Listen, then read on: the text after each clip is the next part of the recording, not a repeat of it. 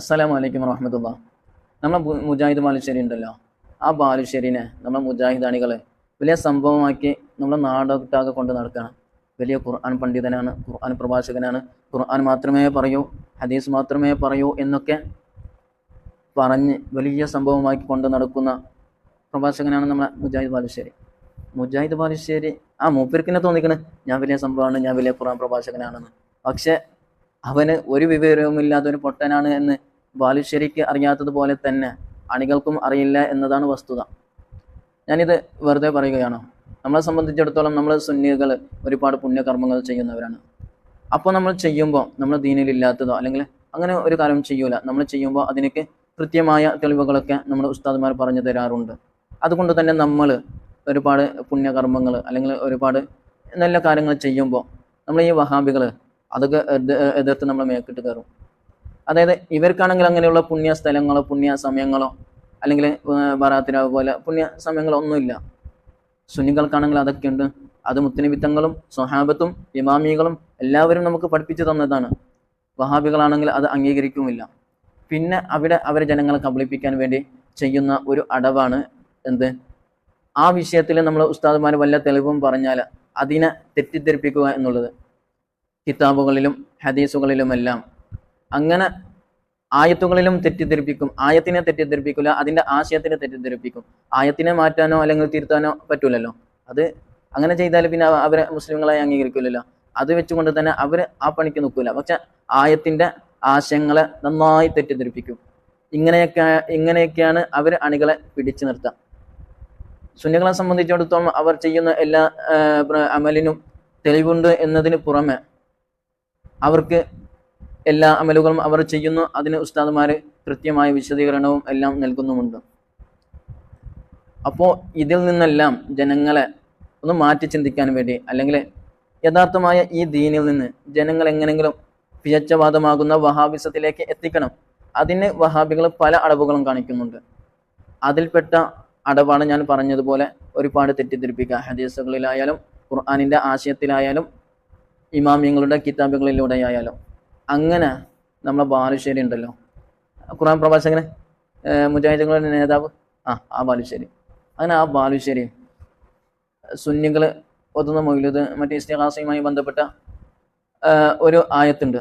ആ ആയത്തുമായി ഉദ്ധരിച്ച് ബാലുശ്ശേരി പറയാണ്, ഇങ്ങനെ ഒരു ആയത്ത് ഖുർആനിലുണ്ടോ എന്നൊക്കെ ചോദിച്ച് മൗലവി തെറ്റിദ്ധരിപ്പിക്കുന്നുണ്ട്. സത്യത്തിൽ സുന്നികൾ ചെയ്യുന്ന എല്ലാ കാര്യങ്ങൾക്കും തെളിവുണ്ട് എന്ന കാര്യം ചിലപ്പോൾ ബാലുശ്ശേരിക്ക് പോലും അറിയുന്നുണ്ടാകും. പക്ഷെ അണികളെ തെറ്റിദ്ധരിപ്പിക്കണമല്ലോ.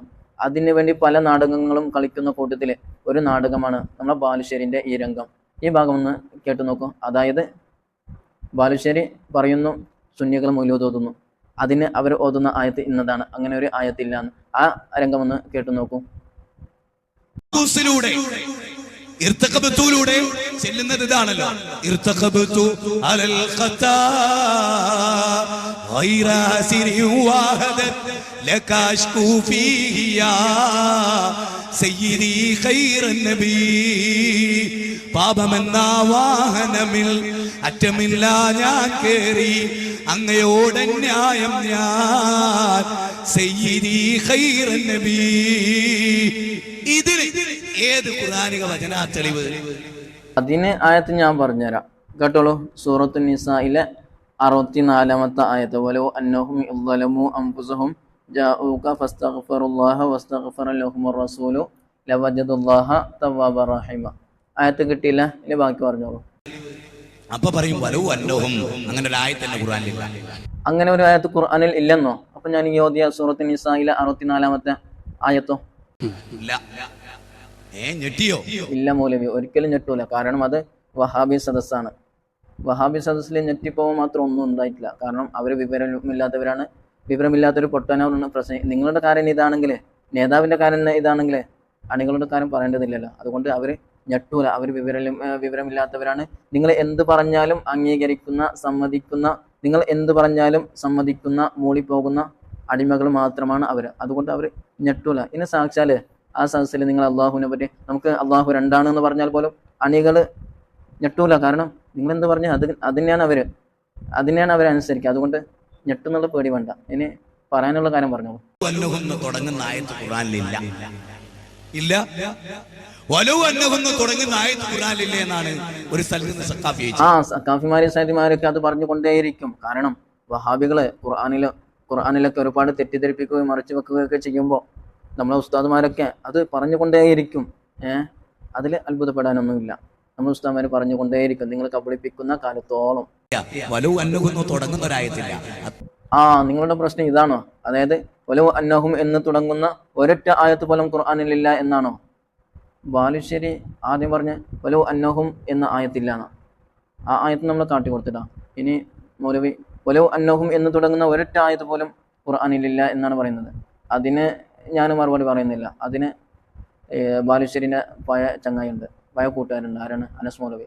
ആ അനസ് മൗലവി ഈ ബാലുശ്ശേരിക്ക് നന്നായി പഠിപ്പിച്ചു കൊടുക്കും. വലൗ അന്നഹും എന്ന് തുടങ്ങുന്ന എത്ര ആയത്ത് ഖുർആനിലുണ്ട് എന്നൊക്കെ ബാലുശ്ശേരിക്ക് വിശദമായിട്ട് ആ അനസ് മൗലവി പഠിപ്പിച്ചു കൊടുക്കും. ആ ഭാഗം ഒന്ന് കേട്ട് നോക്കും. അപ്പോൾ ബാലുശ്ശേരി ഈ അനസ് മൗലവിൻ്റെ വിശദീകരണത്തിന് ശേഷം നിങ്ങൾക്ക് ബോധ്യപ്പെടും ബാലുശ്ശേരി ഖുർആനിലെ എത്ര ആയത്തുകൾ മറച്ചു വെച്ചു, എത്ര ആയത്തുകൾ നിഷേധിച്ചു എന്ന്. മൗലവി അറിയില്ലെങ്കിൽ അറിയില്ല എന്ന് പറഞ്ഞാൽ പോരാ. വലൗ അന്നഹും ഒന്ന് മറുപടിക്ക് വരുമ്പോൾ അന്വേഷിക്കേണ്ട മൗലവി അങ്ങനെ ആയത്തുണ്ടോ ഇല്ല എന്നൊക്കെ. ഇങ്ങനെ അണികൾ പൊട്ടന്മാരെന്ന് വെച്ച് ഇങ്ങനെ വിവരക്കേട് പറയല. അതുകൊണ്ട് ആ അനസ് മൗലവി പറയുന്ന വലൗ അന്നഹും എന്ന് തുടങ്ങുന്ന എത്ര ആയത്തുണ്ട് എന്ന് വിശദമായി ബാലുശ്ശേരിയുടെ പഴയ സുഹൃത്തായ അനസ് മൗലവി പറയുന്നുണ്ട്. ആ ഭാഗം ഒന്ന് കേട്ടു നോക്കൂ. സഹോദരങ്ങൾ മനസ്സിലാക്കണം, ഈ വ്യക്തി തന്നെ പ്രസംഗിച്ച ഒരു പ്രസംഗം, ആ പ്രസംഗത്തിലെ ഒരു പരാമർശം, അപ്പൊ പറയും വലൗ അന്നഹും അങ്ങനെ ഒരു ആയത്തിന് ഖുർആനിലില്ല. ഞെട്ടിയോ? വലൗ അന്നഹും തുടങ്ങുന്ന ആയത്ത് ഖുർആനിലില്ല. ഇല്ല. വലൗ അന്നഹും തുടങ്ങുന്ന ആയത്ത് ഖുർആനിലില്ല എന്നാണ് ഒരു സ്ഥലത്ത് സഖാഫി ചോദിച്ചത്. ഞാൻ പറഞ്ഞില്ല, ഒരായത്തില്ല. സത്യ വലൗ അന്നഹും തുടങ്ങുന്ന ഒരായത്തില്ല. കണ്ടോ? 4 ആയത്തുണ്ട് ഖുർആനിൽ. ഒരായത്തല്ല, 4 ആയത്തുണ്ട് അല്ലാഹുവിന്റെ ഖുർആനിൽ. വലൗ അന്നഹും എന്ന് തുടങ്ങുന്ന ഒരായത്ത് വിശുദ്ധ ഖുർആനിൽ ഇല്ല എന്ന് പരസ്യമായി ഇദ്ദേഹം പ്രസംഗിക്കുകയാണ്. ഇതൊരാൾ എടുത്ത് ക്ലിപ്പാക്കി കേരളത്തിൽ ഇറങ്ങിയിട്ട് പൊതുജനങ്ങളോട് പറയാ, അല്ല നമ്മുടെ ബാലുശ്ശേരിക്കാരൻ മൗലവി എന്ന് പറയുന്ന ആള് അള്ളാന്റെ പേരിൽ കൃത്രിമം കാണിച്ചിരിക്കുന്നു. കാരണം വലൗ അന്നഹും എന്ന് തുടങ്ങുന്ന ഒരായത്ത് ഖുർആനിൽ ഇല്ല എന്നാണ് അദ്ദേഹം പറയുന്നത്. എന്നാൽ വിശുദ്ധ ഖുർആൻ സൂറത്തുൽ ബഖറ 103-ാമത്തെ ആയത്തിൽ അല്ലാഹ് പറയുന്നു, വലൗ അന്നഹും ആമനൂ വത്തഖൗ ലമസൂബത്തും മിൻ ഇൻദില്ലാഹി ഖൈറുൻ ലൗ കാനൂ യഅലമൂൻ. വിശുദ്ധ ഖുർആൻ ആയത്ത് തുടങ്ങിയത് വലൗ അന്നഹും എന്ന് പറഞ്ഞുകൊണ്ടാണ്. വീണ്ടും വിശുദ്ധ ഖുർആൻ പരിശോധിച്ചാൽ സൂറത്ത് മാഇദയിലെ 66-ാമത്തെ ആയത്തിൽ കാണാം, വലൗ അന്നഹും അഖാമുത് തൗറാത വൽ ഇൻജീല വമാ ഉൻസില ഇലൈഹിം മിർ റബ്ബിഹിം തുടങ്ങിയത് വലൗ അന്നഹും എന്ന് പറഞ്ഞുകൊണ്ടാണ്. വീണ്ടും വിശുദ്ധ ഖുർആൻ മറിച്ചാൽ കാണാം, അതേ സൂറത്തു തൗബയിലെ 59-ാമത്തെ ആയത്ത്, വലൗ അന്നഹും റദൂ മാ ആതാഹുമുല്ലാഹു വറസൂലു. വീണ്ടും വിശുദ്ധ ഖുർആൻ പരിശോധിച്ചാൽ കാണാം, സൂറത്തു ഹുജറാത്തിലെ 5-ാമത്തെ ആയത്ത്, വലൗ അന്നഹും സബറൂ ഹത്താ തഖ്റുജ ഇലൈഹിം ലകാന ഖൈറൻ ലഹും വല്ലാഹു ഗഫൂറുർ റഹീം. 4 ആയത്ത് ഖുർആനിലുണ്ട് വലൗ അന്നഹും എന്ന് തുടങ്ങുന്നത്. ഇദ്ദേഹത്തിന്റെ പ്രസംഗം കേട്ടാൽ എന്താ തോന്നുക? ഖുർആൻ ഒറ്റ ആയത്തില്ല എന്നാണ്. സംശയമുണ്ടോ? ഒറ്റ ആയത്തില്ല. കാര്യം മൂപ്പര് സോളിഡ് പ്രൂഫും സിമെന്റ് പ്രൂഫൊക്കെയാണ്. അങ്ങനെയാണ്, വെറുതെ ഒന്നും പറയൂല. സോളിഡ് പ്രൂഫ് ഉണ്ടാവും, പിന്നെ സിമെന്റ് ഉണ്ടാവും, പിന്നെ കട്ട ഉണ്ടാവും. അങ്ങനെ വെച്ചിട്ട് മൂപ്പര് മേസ്തിരിപ്പണി നടത്തല ഇടക്കിടക്ക്. അപ്പൊ ഇത് കേൾക്കുമ്പോ സാധാരണക്കാർ വിചാരിക്കും ഇങ്ങനെയൊക്കെ തന്നെ, ഇത് ഇദ്ദേഹം പറയുന്ന പോലെ തന്നെ നല്ല 4 ആയത്ത് കേട്ടല്ലോ സുഹൃത്തുക്കളെ. അപ്പോ ബാലുശ്ശേരി നിഷേധിച്ച ഈ ഖുർആനിലെ ആയത്തുകളെല്ലാം ഖുർആനിലുണ്ട്. അത് ഞാൻ പറഞ്ഞ കാര്യമില്ല, മൗലവിമാർക്ക് തന്നെ അറിയാം. അതിപ്പോൾ ഏതൊരുത്തിന് ഖുർആൻ എടുത്ത് നോക്കിയാൽ കാണാവുന്ന വസ്തുതയാണ്.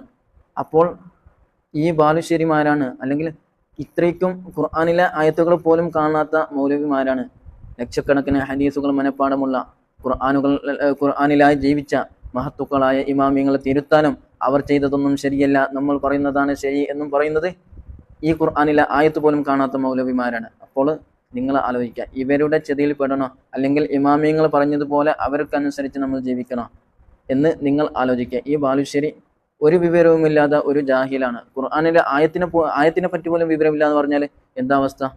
ആ ബാലുശ്ശേരിക്ക് വിവരമില്ല, മുമ്പിലുള്ള അണികൾക്ക് അതിനെപ്പറ്റി ഒരു ധാരണയുമില്ല. ഇങ്ങനെയുള്ള അണികളും നേതാക്കളുമാണ് വഹാബികളിലുള്ളത്. അതുകൊണ്ട് അവരുടെ ചെതിയിൽ പെടാതെ നാം നമ്മുടെ ഈമാൻ സംരക്ഷിക്കുക. അല്ലാഹു തആല തൗഫീഖ് ചെയ്യട്ടെ. ആമീൻ. അസ്സലാമു അലൈക്കും.